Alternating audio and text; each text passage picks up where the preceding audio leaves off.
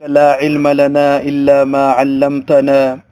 إنك أنت العليم الحكيم رب اشرح لي صدري ويسر لي أمري واحلل عقدة من لساني يفقه قولي أما بعد فأعوذ بالله من الشيطان الرجيم بسم الله الرحمن الرحيم واضرب لهم مثلا أصحاب القرية یا وقف لازم ہے اذ جاءها المرسلون اذ ارسلنا الیہم اثنین فکذبوہما فعززنا بثالث فقالوا انا الیکم مرسلون صدق اللہ مولانا العظیم۔ درود شریف پڑھیں۔ اللہم صلی علی محمد وعلی آل محمد کما صلیت علی ابراہیم وعلى آل إبراهيم إنك حميد مجيد اللهم بارك على محمد وعلى آل محمد كما باركت على إبراهيم وعلى آل إبراهيم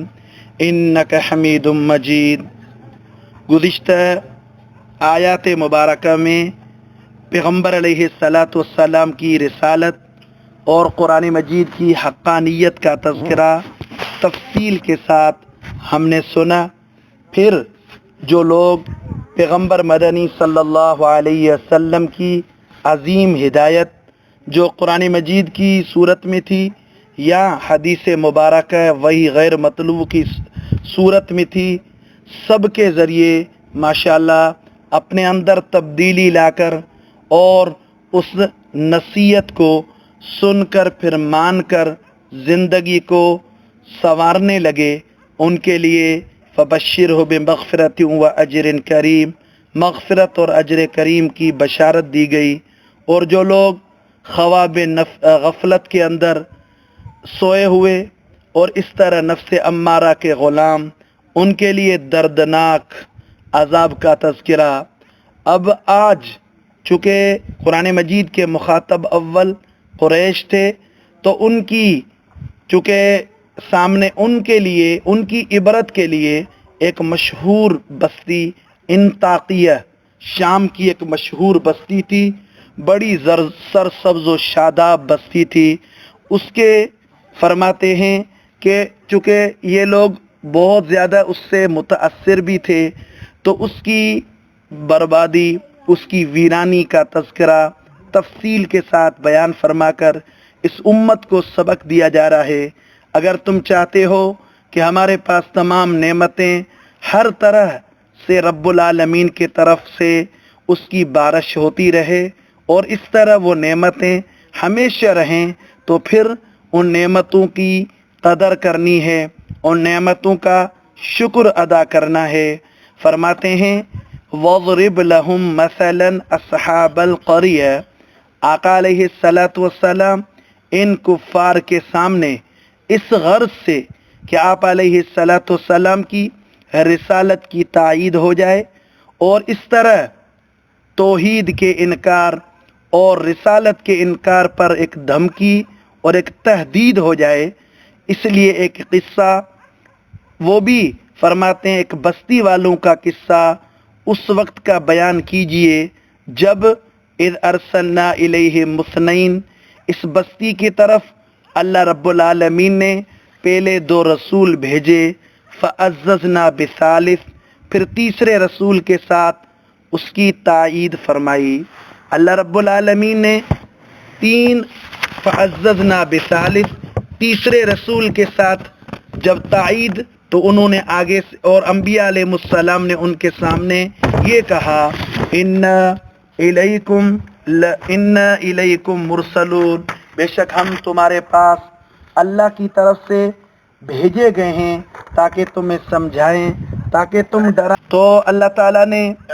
اس عظیم بستی جو شام کا ایک مشہور شہر تھا، جس کا قلعہ بھی بڑا مشہور تھا اور ایک دیوار شہر پناہ پرانے جو جنہوں نے ہسٹری پڑھی ہوگی تو وہ بھی ایک بے مثال اور بے نظیر تھی۔ اللہ کا نظام جب 4 مشہور یہ شہر تھے، قدس، رومیہ، اسکندریہ اور انطاکیہ، اس کے اندر حضرت وہاب بن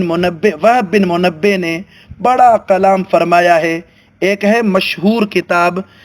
یاقوت حموی رحمۃ اللہ علیہ کی موجم البلدان، اس میں پوری تشریحات لکھی ہوئی ہے. بہرحال جب ان کے پاس یہ 3 رسول آئے، پہلے دور میں چونکہ ایک ہی وقت میں ایک رسول نہیں بلکہ یہ ہوتا تھا کہ ایک رسول ایک قوم کے لیے، ایک بستی کے لیے، پھر دوسرا رسول دوسری بستی کے لیے، کبھی کبھار 2 رسول بھی ایک بستی کے لیے ہوتے تھے، جیسے موسیٰ علیہ السلام اور ہارون علیہ السلام دونوں اہل مصر کی طرف تھے، فرعون والوں کی طرف تھے. اس طرح ابراہیم علیہ السلام اور لوط علیہ السلام کا زمان، بہت سی تمثیلیں ہیں، بہت سی مثالیں ہیں. تو بہرحال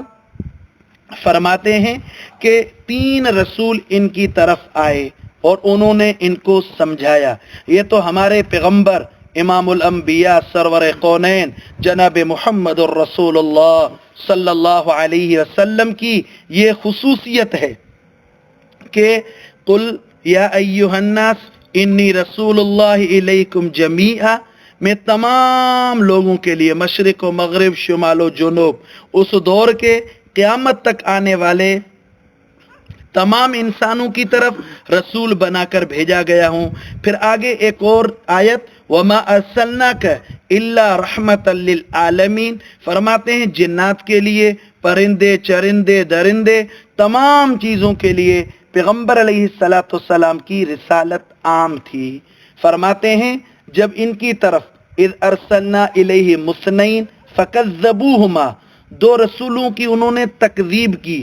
سمجھایا جا رہا ہے کہ جب رسول، اب ہماری طرف چونکہ رسول تو نہیں آ سکتا، پیغمبر علیہ السلام آخری نبی ہیں، انا خاتم النبیین لا نبی بعدی، میں آخری نبی ہوں، میرے بعد کوئی نبی نہیں آئے گا. اب کیا ہوگا؟ العلماء ورثۃ الانبیاء، یہ عالم آئیں گے جو انبیاء کے وارث ہیں، وہ ہمیں شریعت سمجھائیں گے، وہ ہمیں اس دنیا کا عارضی ہونا سمجھائیں گے، اور وہ ہمیں آخرت سے باخبر کریں گے، مسائل سمجھائیں گے. بہرحال فرماتے ہیں ان انطاکیہ والوں نے فکذبوہما، جب ان 2 ہستیوں کو جھٹلایا، فعززنا بثالث، تیسرے رسول سے تائید ہوئی، تو فرماتے ہیں انا الیکم مرسلون، اب رسولوں سے انہوں نے فرمائشی مطالبات شروع کر دیے. تو تینوں بزرگوں نے ایک بہترین جواب دیا. تینوں کے نام کے متعلق مختلف اقوال ہیں. حافظ ابن کثیر رحمۃ اللہ علیہ نے ایک کا صادق، ایک کا صدوق، ایک کا شلوم، بعض نے شمون، مختلف نام لکھے ہیں. بہرحال چونکہ قرآن مجید میں ابہام ہے، انا الیکم مرسلون، انہوں نے سیدھی بات کہی کہ ہمارا کام ہے کہ بھئی آپ کو ہم اللہ کی طرف سے ایک پیغام سنائیں. انشاءاللہ آگے اگلی کلاس میں دعا کریں اللہ تعالی عمل کرنے کی توفیق نصیب فرمائے، رسولوں کی وساطت سے یا ان کے نائبین ورثاء علماء کی وساطت سے جو ہمیں دین کا پیغام پہنچے، اللہ تعالی منوان یعنی پورا مکمل اس پر عمل کرنے کی توفیق نصیب فرمائے. وما توفیقی الا باللہ.